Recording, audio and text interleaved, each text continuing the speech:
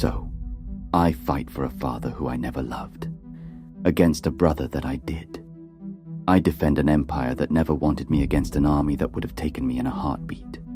Welcome back, my grimdark friends. Today, we're going to discuss the children of the Big Daddy himself, the Primarchs. The Primarchs are a central element in the lore of the Warhammer 40k universe. They are the 20 superhuman sons of the Emperor of Mankind, genetically engineered to be the perfect warriors and leaders, each with their own subset of strengths and unique abilities. These are not just characters, they are titans who walk among men, each carrying a tale of heroism, betrayal, and epic battles that reverberate throughout the ages. Each Primarch was designed to lead a legion of the Emperor's Space Marine Astartes, providing the genetic template for each of their respective legions. The Primarchs are immensely powerful, both physically and in many cases psychically. However, during their infancy, they were scattered across the galaxy by the forces of chaos, only to be rediscovered by the Emperor during the Great Crusade, many having to undergo terrible hardships from birth. Thematically, the Primarchs hold great significance. The Primarchs represent various aspects of the human condition and extremes of the human potential, both in terms of virtue and vice. Their stories and legacies contribute to the overarching themes of the setting, such as the cost of ambition, the nature of heroism, and the corruption of power. Today, I'm going to give you a brief history of each of the Primarchs, including their legions, whether they are loyalists or traitors, and their current known whereabouts. Lion L. Johnson, commonly known as the Lion, is the Primarch of the Dark Angels Legion, originating from the perilous world of Caliban. This verdant planet, tainted by its proximity to the Eye of Terror, shaped him into a formidable warrior and strategist, with Lorgar's Chaos Envoy even dubbing him the Duelist. From his early days of uniting Caliban's knightly orders to combat the world's nightmarish beasts, to leading the Dark Angels, one of the most secretive and disciplined legions in the Imperium, his legacy is immense. The Lion's strategic brilliance was rivaled by few, possibly only by Horus. However, his secretive nature often made him an object of mistrust among his brother Primarchs. During the Horus Heresy, he played pivotal roles as a loyalist, but his legion's actions were often shrouded in ambiguity post-heresy. And from my understanding, at times they have even abandoned their Imperial allies during conflicts. Post-heresy, after the tragic destruction of Caliban, the Lion's whereabouts became one of the galaxy's greatest mysteries, with rumours of his slumber deep within the rock, the Dark Angel's fortress monastery. Only very recently, the Lion has re-emerged once more in the Imperium, following the events of the Arcs of Omen campaign. Now, the 2nd and 11th Primarchs are among the Warhammer 40k universe's greatest mysteries. Both were birthed from the Emperor's grand vision on Terra, and like their siblings, were scattered across the cosmos by the malevolent forces of chaos. The exact worlds and circumstances in which they grew up remained undisclosed. Commanders of their respective legions, much about their deeds, appearances, their unique talents, are absent from recorded history. The void in visual representation and emblematic insignias for these two further fuels the intrigue. With the passage of time, stories and facts have merged with legends, leaving fans and scholars with endless speculations and room for creative interpretations. Together, the 2nd and 11th Primarchs embody the vast and unrevealed depths of the Warhammer 40k lore. Then again, maybe it was me and Artie.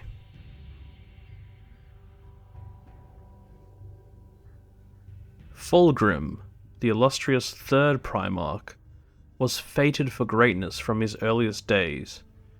Cast upon the advanced planet of Chemos, he rose to prominence through his undeniable charisma and unparalleled talent.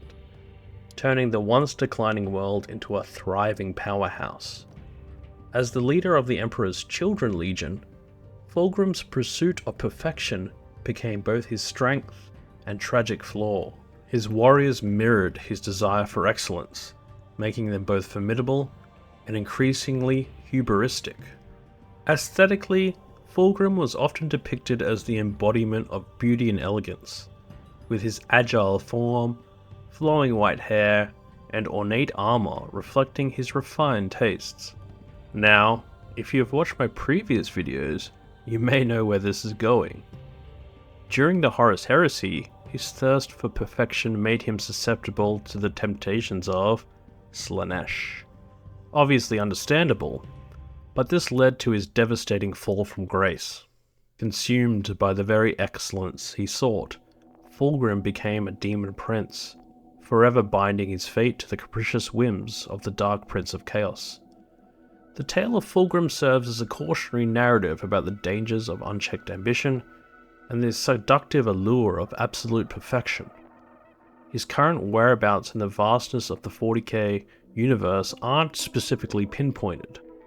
Like many of the demon Primarchs, he resides within the warp, in his own corner of the realm of chaos.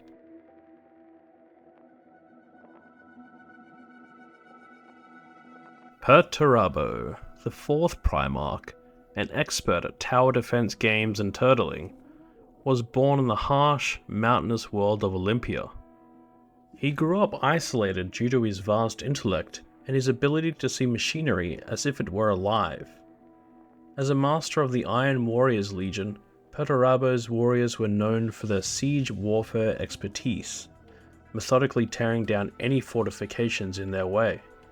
With an appearance reflecting the utilitarian nature, Perturabo was depicted with angular, heavy armor, embodying the very essence of a fortress. His relationship with his brothers and the Emperor was, however, strained, to say the least, feeling perpetually undervalued and overshadowed. The Horus Heresy provided him with an outlet for his simmering resentment.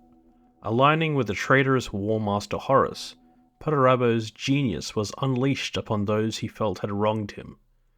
Post-Heresy, his story took a darker turn. After annihilating his homeworld in a fit of rage, he sought solace in the arms of Chaos, ascending as a demon prince of Chaos undivided. Perturabo's legacy is a tragic blend of unparalleled skill and the deep-seated bitterness, a master architect whose own walls imprisoned him. Jaghatai Khan, the fierce and free-spirited fifth Primarch, heralds from the vast steppes of Korax, where he united the warring tribes with his unmatched speed and martial prowess. Leading the White Scars Legion, they became known for their rapid assault tactics, echoing the hit-and-run warfare of the Korax plains. His striking appearance, with wind-swept hair and battle scars, exudes the essence of a warrior bound for honor and the thrill of the chase. The Khan's sense of independence often set him apart from his brother Primarchs, leaving many uncertain of his loyalties during the tumultuous times of the Horus Heresy. Often, he would not see eye to eye with the Emperor, but when push came to shove, Jaghatai's allegiance to the Emperor was unwavering, fighting valiantly against the traitor legions. In the aftermath of the heresy, the Khan's fate is a mystery that has confounded the Imperium for millennia. Pursuing the elusive Dark Eldar into the Webway after the raid on his homeworld, he vanished without a trace. While his exact fate remains unknown, tales of a swift and relentless warrior echo throughout the galaxy, keeping the spirit of Jaghatai Khan very much alive.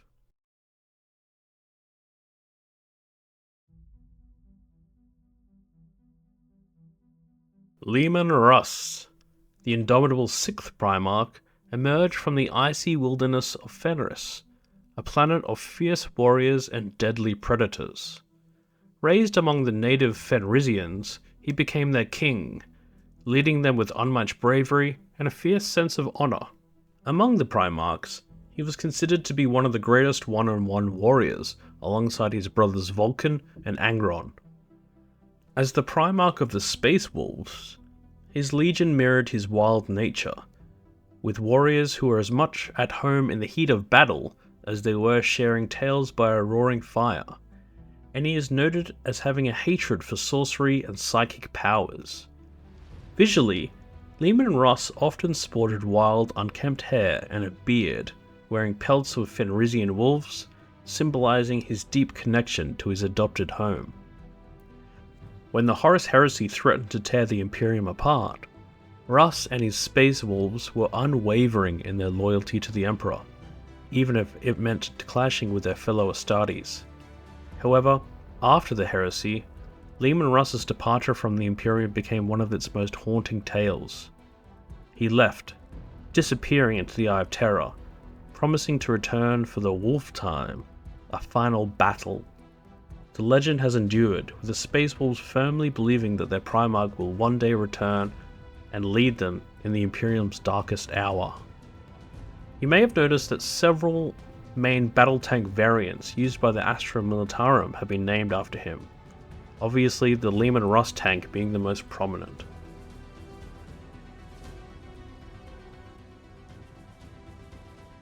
Rogel Dawn, the 7th Primarch, emerged on the cold and unyielding planet of Inwit, a harsh, ice-covered planet.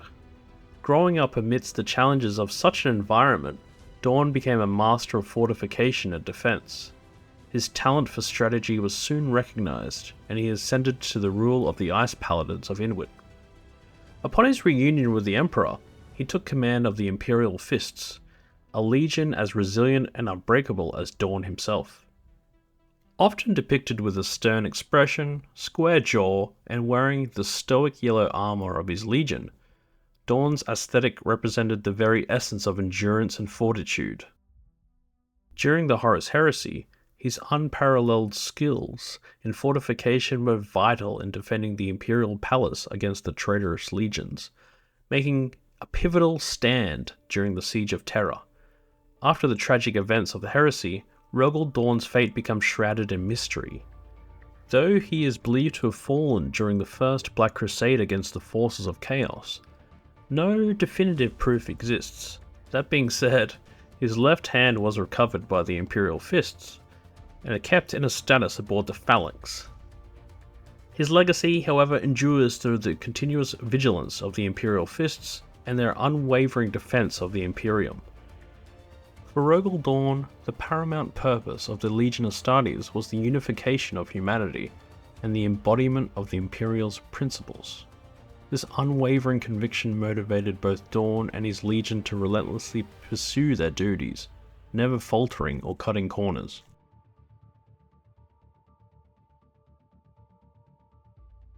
Konrad Curze, also known as the Night Haunter, was the 8th Primarch and master of the Night Lord's Legion.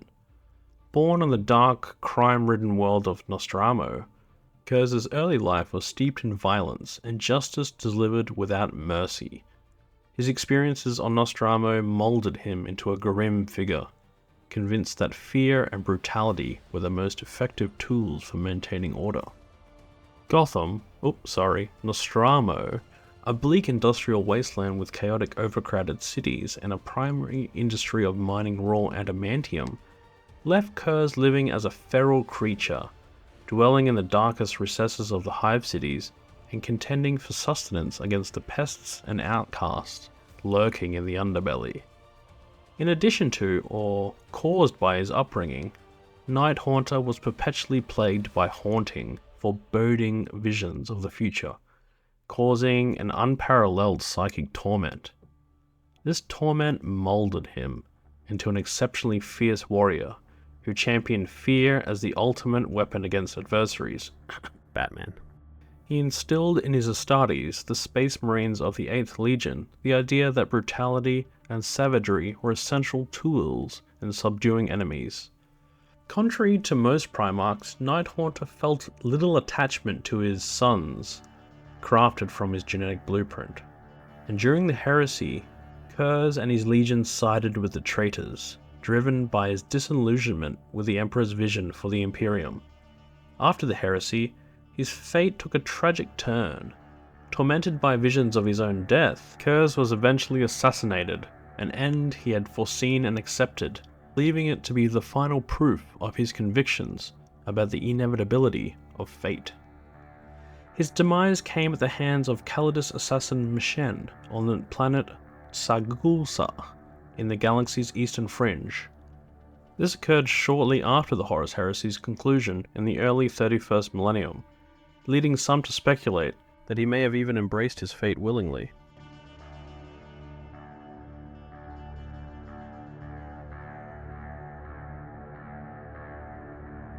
Sanguinius, hailed as the Angel, stood as a beacon of hope and purity amidst the grim darkness of the Warhammer 40k universe. Born on the radiated moon of Baal Secundus, he displayed both angelic beauty and wings, making him an awe-inspiring sight. The people of his homeworld saw him as a divine being and quickly rallied behind him. Once he reunited with the Emperor, he took command of the 9th Legion, the Blood Angels, whose warriors came to reflect both his physical grace and latent fury.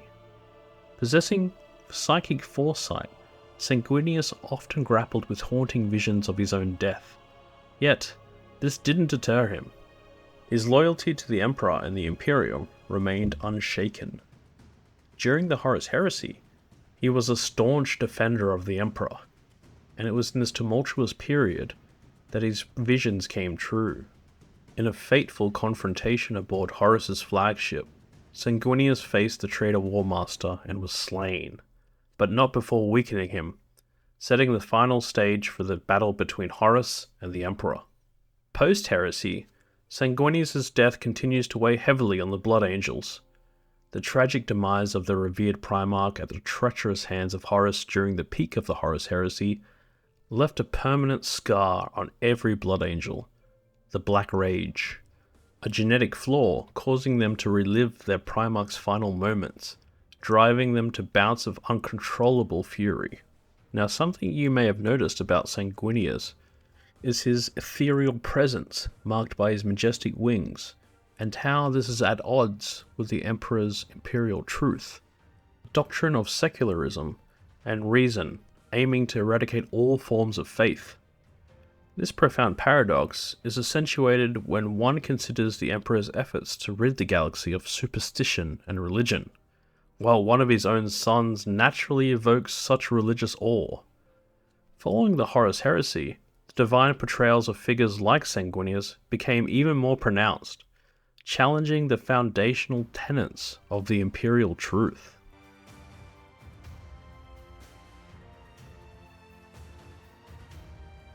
Ferrus Manus, also known as the Gorgon, was the Primarch of the Iron Hands, and was a symbol of unwavering strength and determination.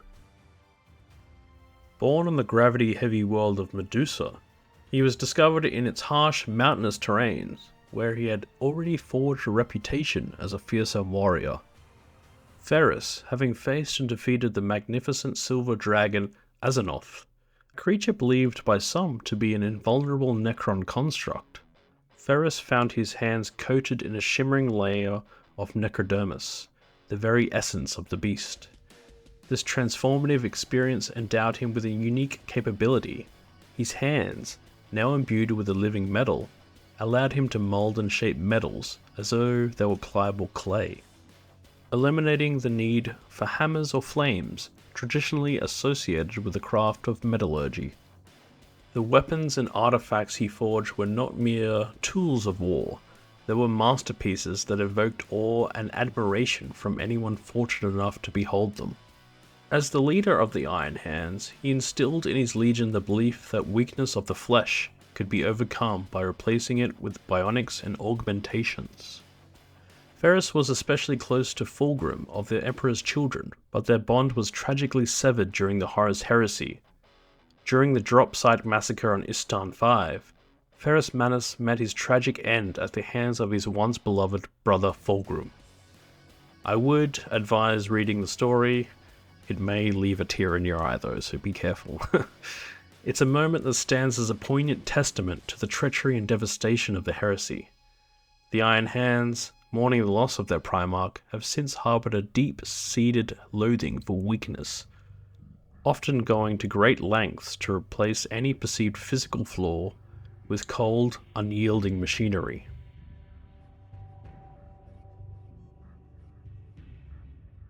The 11th Primarch, much like the second, remains a mystery within the lore of the Warhammer 40k universe. The very existence of this Primarch and Legion has been expunged from the Imperial records, with only cryptic hints and elusive whispers speaking to their fate. What little is known suggests a profound tragedy or grave error that warranted their erasure from history. Some will say that the idea that the 2nd and the 11th Legions are blank slates for players to create their own lore, and this has been a popular fan theory for many years, but it's not explicitly stated as official canon. The Games Workshop lore deliberately leaves the fate and identity of these two legions vague and largely unmentioned. I have also found rumours surrounding the Valedictors and the Rainbow Warrior Space Marine chapters, but these are chapters and not legions and are only mentioned in old Warhammer 40k lore, so I guess do your own research, have a look there. But any theory you have on these two Primarchs and legions I'd love to hear, so please let me know.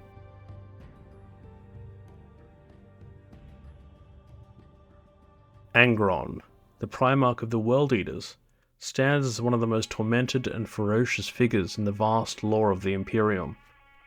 One of my favourites. Born onto the brutal world of Mysteria, he was enslaved and forced to fight as a gladiator, where he earned the moniker Red Angel due to the bloodshed he left in his wake. Perhaps the most defining aspect of his early life was the implantation of the Butcher's Nails, cruel devices that heightened aggression and bloodlust, while simultaneously diminishing the capacity for joy and serenity. These devices would later influence the World Eater's own initiation rites and fighting styles. The sad thing is that before receiving the Butcher's Nails, Angron had a natural psychic talent that let him sense and even take in the pain and adverse feelings of those around him. A born empath, if you will. His legion, the World Eaters, were initially known as the Warhounds, but changed to reflect their Primarch's own propensity for bloodlust and unrestrained violence. Unlike many of his brother Primarchs who sought to conquer in the name of the Emperor, Angron's actions were often driven by the need for vengeance and liberation from the chains of his painful past. Visually, Angron's rage and ferocity were evident. He had copper-red hair and pale sunken eyes, his bulky muscular frame adorned with the gladiatorial chains of his past. His prominent butcher's nails protruded from his head, while his rage distorted his features. His skull teased to break through his skin, making him an imposing sight on the battlefield. During the Horus Heresy, Angron's deep-seated resentment for the Emperor, who he had felt betrayed him by not aiding in the liberation of his fellow gladiators, made him an easy ally for Horus. After the heresy, his descent into madness was complete, as he became a demon prince of Khorne, the god of blood and war, forever lost to the annals of rage and bloodshed. He was last sent to the Warp following his assault on the Imperium of Man during the First War of Armageddon in 474 M41. However, with the emergence of the Great Rift in the Era Dominus, there are whispers suggesting he has returned to the real space.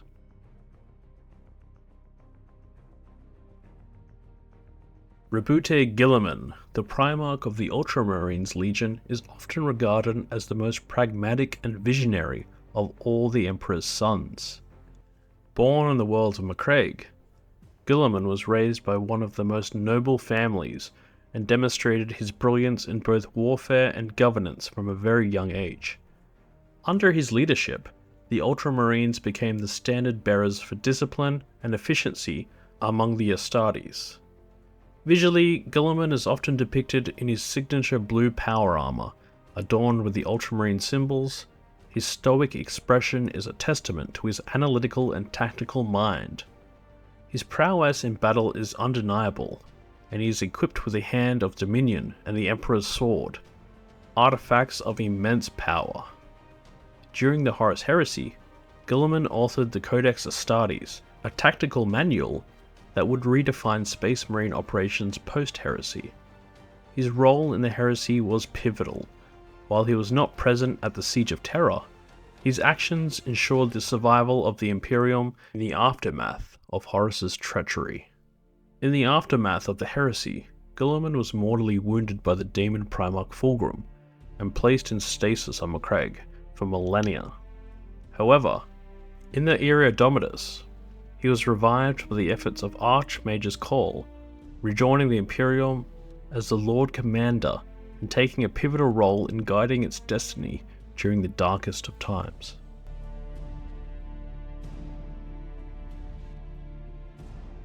Mortarion, the Primarch of the Death Guard Legion, originated from the toxic, death-filled world of Barbarous. Mortarion grew up enduring the planet's deadly mists and battling the oppressive overlords who ruled from the mountain peaks. His resilience to toxins and poisons became legendary, as did his deep-rooted disdain for tyrants.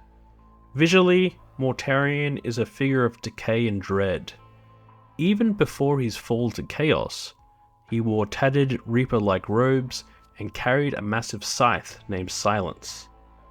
His pallid, gaunt appearance reflected the deathly natures of Barbarous, making him appear more as a spectre of death than a warrior Primarch. Though gaunt in his appearance, his capabilities in warfare were considerable, with a unique blend of stoic defense and the use of debilitating chemical weapons. His innate resistance to toxins also translated into a philosophical approach where he believed in enduring hardships to emerge stronger on the other side. During the Horus Heresy, Mortarion and his Death Guard were among the legions that turned against the Emperor. Lured by the promises of Horus and the influence of his adoptive father's sinister teaching, the heresy became a turning point for Mortarion. A warp-based mishap stranded his entire legion in the Immaterium, where they were beset by plagues. In desperation, Mortarion pledged himself to the Chaos God Nurgle. Ultimately, he saved his legion, but damned them to eternal servitude as grotesque, plague-ridden, undying warriors. Post-heresy, Mortarion embraced his new role as the Demon Prince of Nurgle. He transformed the Death Guard into one of the most formidable traitor legions, dedicated to spreading diseases and decay in the name of their putrid deity. The galaxy now fears the re-emergence of Mortarion from the warp, as wherever he goes, death and decay are sure to follow.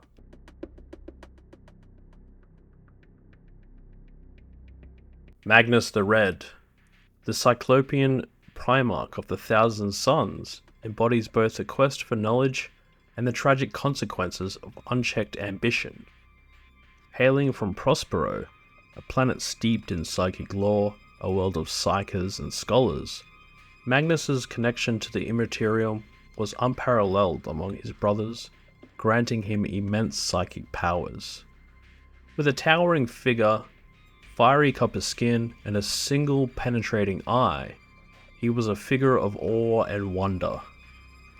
Under Magnus's tutelage, the Thousand Sun Legion embraced their psychic heritage, blending Egyptian-inspired aesthetics with arcane rituals. This pursuit of mystical knowledge, however, led to their downfall.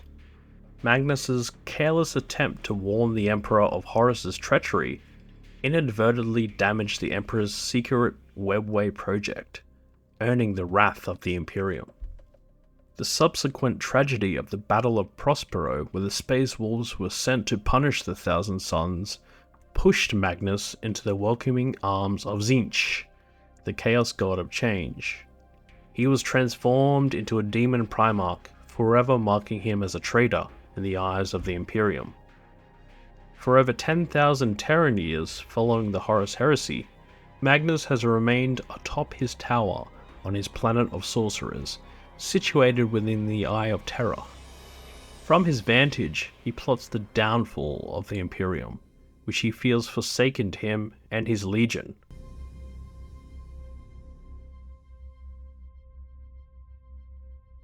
Horus Lupercal, once the most favoured son of the Emperor of Mankind and the War Master of the Great Crusade, became the arch-traitor who would lead the galaxy into its most tumultuous era.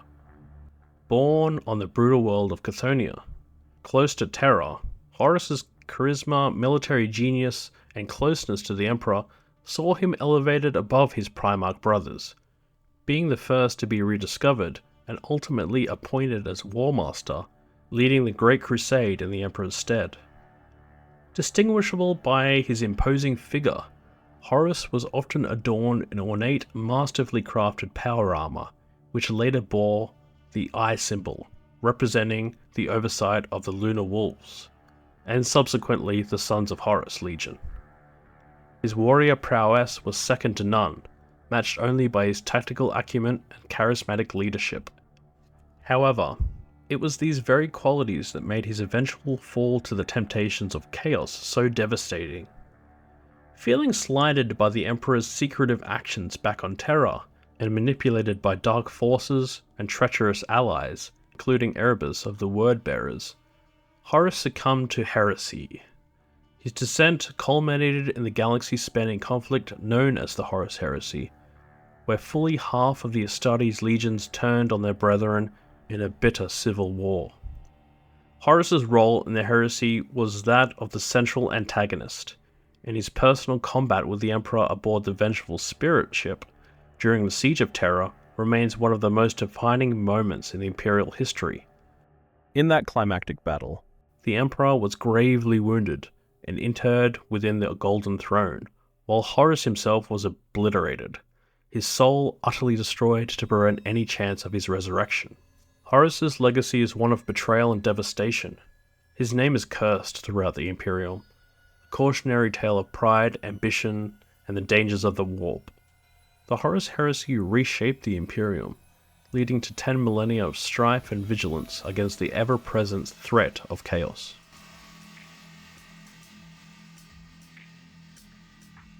Lorgar, born on the planet of Colchis, Lorgar was raised in a deeply religious environment, quickly becoming a fervent preacher who believed in the divinity of the Emperor of Mankind.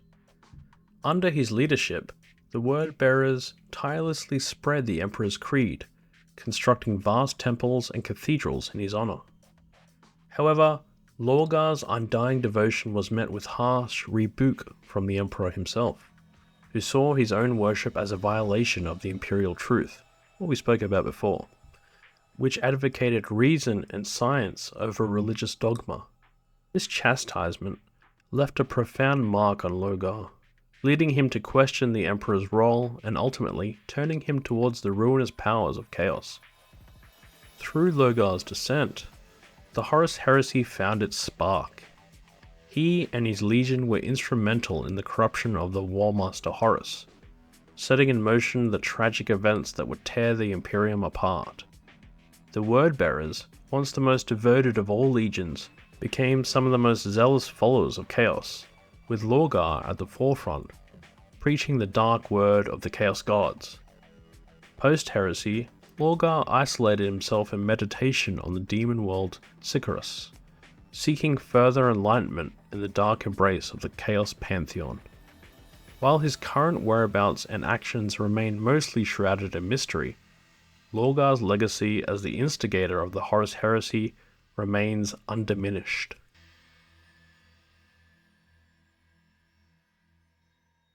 Vulcan, the Primarch of the Salamanders Legion, was notably one of the largest, if not the largest, of the Primarchs. His stature was immense, even when compared to his already towering demigod brothers. In addition to his great height, Vulcan's build was especially broad and muscular, lending him an even more imposing presence. This immense size was complemented by his dark skin, a trait shared by his salamander space marines due to the radiation on the home planet of Nocturne. The combination of his stature and distinct appearance made Vulcan one of the most physically distinctive of the Emperor's sons. Hailing from the volcanic and tumultuous world of Nocturne, Vulcan's early years were marked by challenges that honed his skills as a blacksmith and underscored his enduring spirit. Leading the Salamanders, Vulcan emphasized the value of human life, ensuring that his legionnaires viewed themselves as protectors of Imperium citizenry rather than their conquerors. This philosophy became deeply ingrained in the Salamander's doctrine, setting them apart from many of their fellow Astartes. While Vulcan's physical prowess and master craftsmanship are legendary, particularly his ability to forge wondrous weapons and artifacts, it's his unwavering sense of morality that truly defines him. This moral compass, however, was severely tested during the Horus Heresy, particularly after his capture and torture by Konrad Kurz, the Night Haunter. The Salamanders played a pivotal but tragic role during the Horus Heresy. Their most notable engagement was the Dropside Massacre on Istarn V. When the Horus Heresy broke out, Vulcan and his Salamanders, along with the Iron Hands and Raven Guard, were mustered as part of the initial Loyalist response to confront the traitors. The three legions landed on Istarn V, believing they were reinforcing Loyalist legions already engaged in battle. Instead, they walked into a trap. The Loyalists, on the ground, turned on them, revealing their allegiance to Horus. In the ensuing massacre, the Salamanders suffered catastrophic losses. Post-heresy, Vulcan's fate is woven with mystery. He is considered a perpetual, capable of resurrecting after death. After many trials and challenges, including confronting the Beast, a powerful Orc war boss, during the War of the Beast, Vulcan's whereabouts became uncertain. It's believed by many within the Imperium that he will return in its direst hour, standing once more as a beacon of hope and humanity's enduring spirit.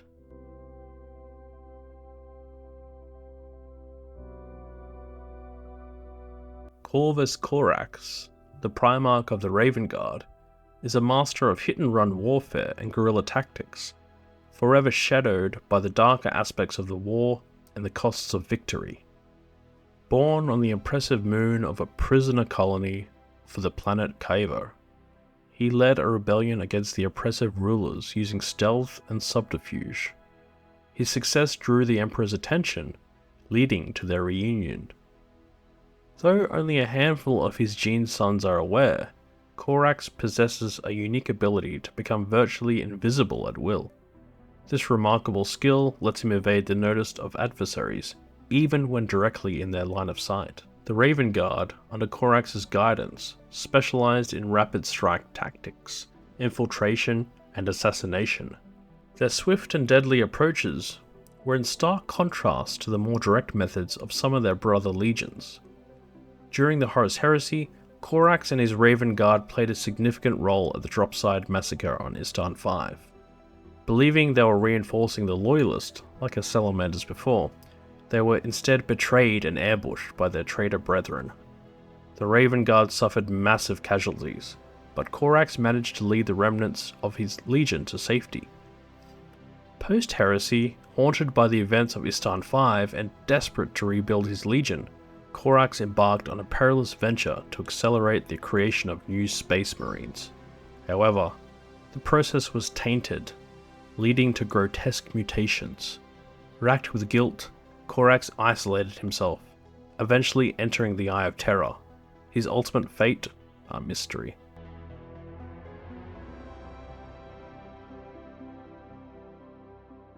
Alfarius and Angron, the twin Primarchs of the Alpha Legion, stand as unique figures amidst their brothers, not only due to their shared lineage, but also their penchant for duplicity and subterfuge. Their identical appearances allowed them to seamlessly switch roles, leading to the Alpha Legion's battle cry, "I am Alfarius."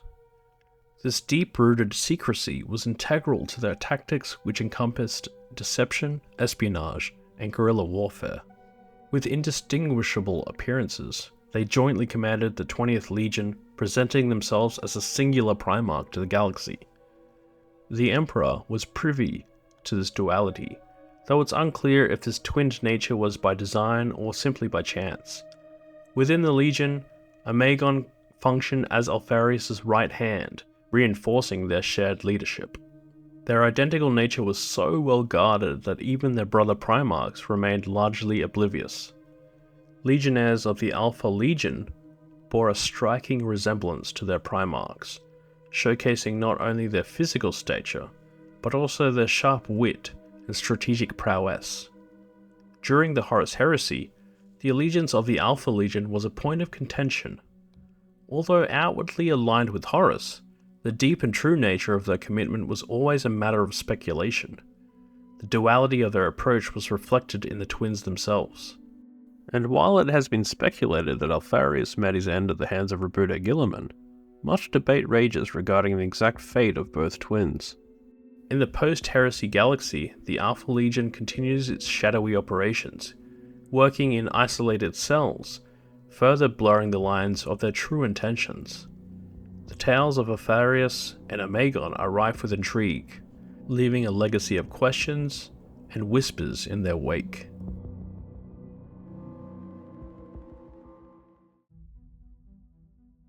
The Primarchs stand as monumental figures in the Warhammer 40k universe, embodying the triumphs, tragedies, and intricacies of a vast cosmic saga. Each Primarch, forged by the Emperor as both son and superhuman general, served as the genetic blueprint for their respective Space Marine legions. Their unmatched martial prowess, paired with their unique personalities and philosophies, laid the foundation for the Imperium during the Great Crusade. Their influence can't be understated. They shaped the very essence of countless worlds, setting the political and cultural stage for the galaxy. Yet, it's the Horus heresy, the heart-wrenching civil war led by the Warmaster Horus, that underscores their profound impact. This cataclysm not only tore the galaxy asunder, but also transformed the Imperium's vision, turning it from a beacon of hope into a bastion of eternal war and suspicion. Even now, their legacies echo throughout the ages. Loyalist Primarchs are revered as near deities, their tales of sacrifice inspiring trillions. Meanwhile, the treacherous Primarchs and their mysteries fuel the Imperium's darkest fears and deepest hatreds. Through all this, the Primarchs, with their godlike might and all too human flaws, remain the beating heart of the Warhammer 40k's rich story, serving as eternal reminders of glory, fallibility, and the cost of ambition.